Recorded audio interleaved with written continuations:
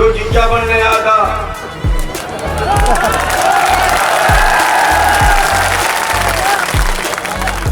उसका स्वागत बहुत बढ़िया तरीके से। बिना कुर्बानियों के अत्याचार कभी नहीं रुका, बिना कुर्बानियों के अधिकार कभी नहीं मिले। मैं कहता हूँ गुजरात से थोड़ा सा परले पर से समुद्र में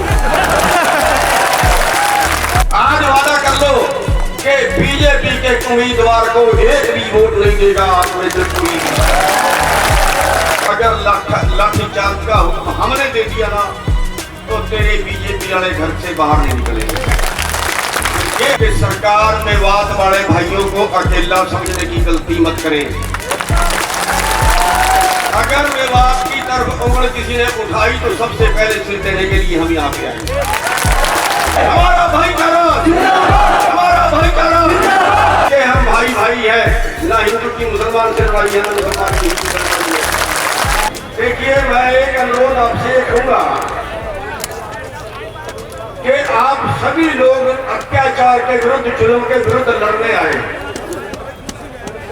और अगर आप अनुशासन आप बैठेंगे नहीं तो इसका मतलब यह है कि जो बैठ नहीं सकते फिर वो लड़ भी नहीं सकते। आप बहादुर लोग हो, योद्धा लोग हो, और हमें जो आगे लड़ाई लड़नी है वो बहुत गंभीर, बहुत सीरियस है। वरना ये सरकार नहीं है,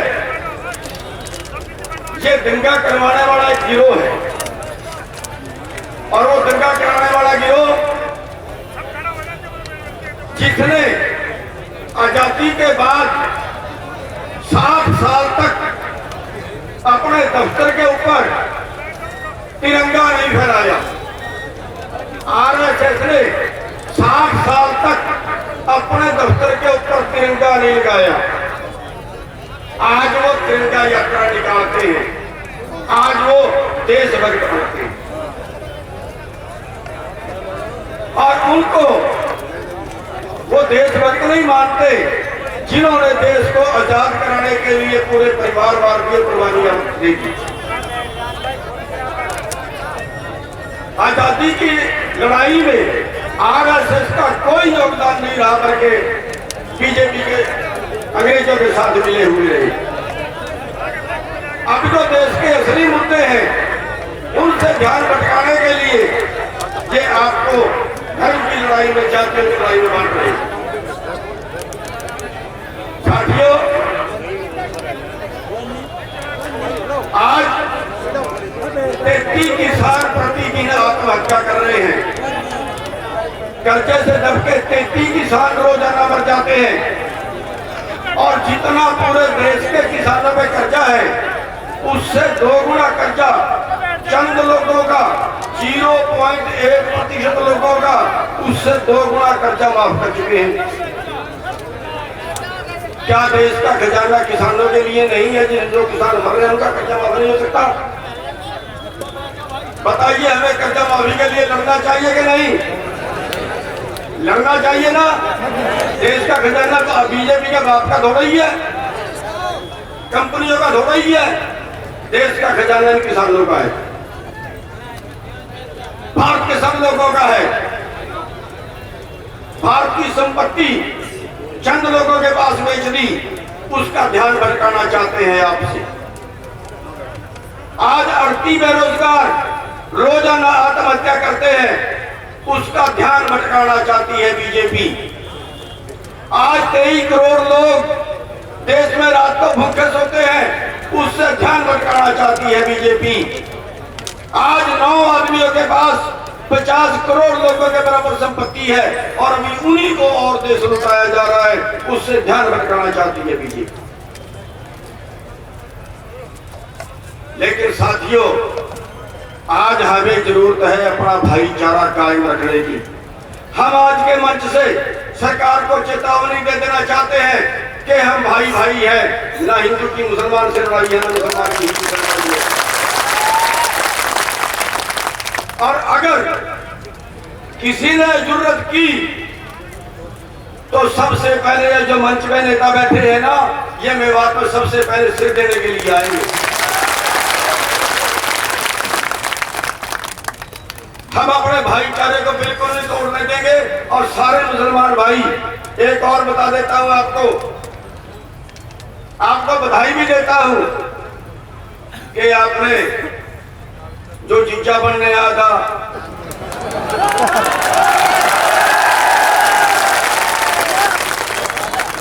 उसका स्वागत बहुत बढ़िया तरीके से किया।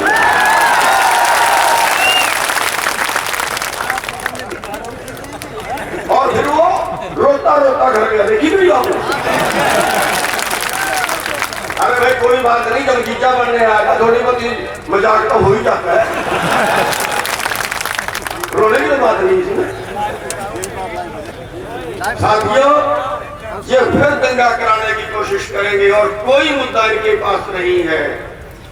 देश की आर्थिक लड़ाई में से भटकते हैं ये लोग।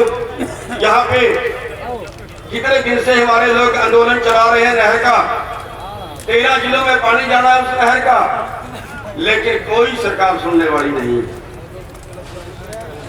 हम वो भी बता देना चाहते हैं कि बहुत जल्दी एक बड़ा आंदोलन उस नहर में भी राजस्थान में शुरू किया जाएगा। जैसे टिकैत साहब ने कहा कि अगर बीजेपी ने कोई शरारत करने की यहाँ कोशिश की, लाखों ट्रैक्टर में बाद में आएगा। तो हम भी ये बता देना चाहते हैं कि नहर के मुद्दे पे भी एक बहुत बड़ी यात्रा यहाँ से निकाली जाए। साथियों, देश में आज आपको कोई बचाने वाला नहीं है, आपको खुद खड़ा होना पड़ेगा। सर छोटू राम ने कहा है, खुद ही को कर बुलंद इतना, खुद ही को कर बुलंद इतना कि हर तकदीर से पहले खुदा बंदे से खुद पूछे, बता तेरी रजा क्या है। साथियों, हमें खुद खड़ा होना पड़ेगा लड़ाई के लिए। कुर्बानियां होंगी, बिना कुर्बानियों के अत्याचार कभी नहीं रुका, बिना कुर्बानियों के अधिकार कभी नहीं मिले।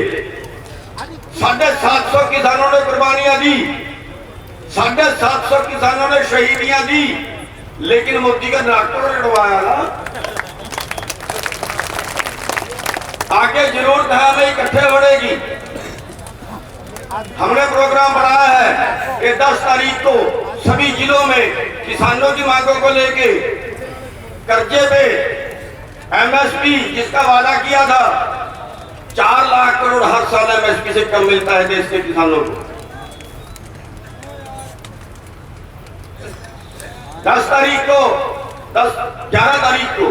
11 तारीख को सभी जिलों में ज्ञापन देंगे और उसके बाद 25 नवंबर को हम इकट्ठा करना चाहते हैं उन योद्धाओं को, उन शूरवीरों को जो देश के लिए मरना चाहते हैं,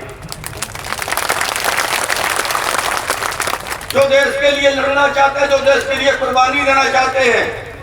25 नवंबर की रैली रखी है पीपली के अंदर, उसको हम क्रांति चौक बोलते हैं, जहां हमारे पे कई बार लाठ बरस चुका है। पिछले साल जब आंदोलन की नींव रख रहे थे तो सबसे पहले लाठीचार्ज पीपली चौक पर ही हुआ था। 3 बार लाठ लोगों को लगे थे, सिर फटे थे, लेकिन एक क्रांति आई और उसका जो नतीजा था वो आप जानते हो कि पूरे देश के अंदर आंदोलन खड़ा हुआ था जिसमें मोदी को झुकाया। अभी हम वहां लड़ाई लड़ रहे थे, लाठीचार्ज किया, बहुत बुरी तरह किया, 100 लाठे एक आदमी को मारे, लेकिन हमारा वादा था कि हम हाथ नहीं उठाएंगे, कुर्बानियां देंगे, मरेंगे, भागेंगे नहीं। टिकैत साहब भी वहां पे गए थे लड़ाई के अंदर और उस लड़ाई में दोबारा से हमने हरियाणा सरकार का नाक कटवाया, दोबारा फिर वो लड़ाई जीती। साथियों, इस देश में एक बड़ी क्रांति की जरूरत है। क्रांति 2 तरह की जरूरत है। एक हमारा भाई कह रहा था कि इनको वापस गुजरात भेज दो, बीजेपी वालों को। मैं कहता हूं गुजरात से थोड़ा सा परले पैसे समुद्र में दो।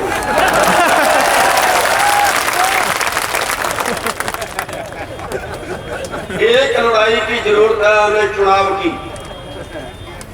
जब तक आपके बीच से आपका दर्द रखने वाले लोगों को आप कुर्सी पर नहीं बिठाओगे, ये बीजेपी जैसे लोग आपका शोषण करते रहे।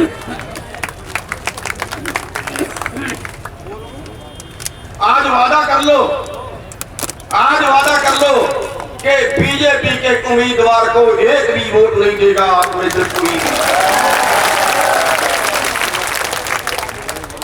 और साथियों, दूसरी जरूरत है हमें आंदोलन की क्रांति, और उस आंदोलन की क्रांति में हमें योद्धाओं की, सूरवीरों की जरूरत है, डरपोकों की नहीं। साथियों, 25 तारीख की रैली रखी है पिपली में। जो देश के लिए कुर्बानी देना चाहता है, जो देश के लिए मरना चाहता है, जो देश के लिए लटकाना चाहता है, जो किसान मजदूरों के लिए जेल जाना चाहता है, वो सारे भाई उस रैली में पहुंचे। हम बता देना चाहते हैं इस सरकार को कि हम जब तक शरीफ हैं तभी तक शरीफ हैं। बीजेपी ने बहुत लठ मारे, मैंने आंदोलन के दौरान भी कहा था, बहुत लठ मारे हमें, लेकिन हमने कहा था कि अगर लाठीचार्ज का हुक्म हमने दे दिया ना तो तेरे बीजेपी वाले घर से बाहर नहीं निकलेंगे। ये हाल बीजेपी करते हैं, लेकिन हम शांति से लड़ते हैं, हम किसी पे हाथ नहीं उठाते, हम लठ भी खड़के खाते हैं, जेड़े भी काटते हैं, लेकिन इसका मतलब ये नहीं है कि हमको डरपोक हैं, हम मारना नहीं जानते। हम उपद्रवी नहीं है, हम सब कुछ बर्दाश्त करेंगे। आगे भी हमारे आंदोलन इसी तरह के रहेंगे, अहिंसक आंदोलन रहेंगे, हम हाथ नहीं उठाएंगे, लेकिन उनके लठों से डर के भागेंगे भी नहीं, उनकी जड़ों से डर के भागेंगे भी। तो साथियों, आप सभी ने उसमें पहुंचना। एक बार हाथ खड़े करके बताओ कितने बहादुर लोग हैं जितने पहुंचेंगे वहां पे। अपने अपने खर्चे पे जाना सबने, हमारे पास कुछ नहीं। साथियों, एक आश्वासन आपको और देके अपनी बात समाप्त करूंगा, और सरकार को ये चेतावनी देके कि सरकार मेवात वाले भाइयों को अकेला समझने की गलती मत करें। अगर मेवात की तरफ उंगली किसी ने उठाई तो सबसे पहले सिर देने के लिए हम यहाँ पे आए।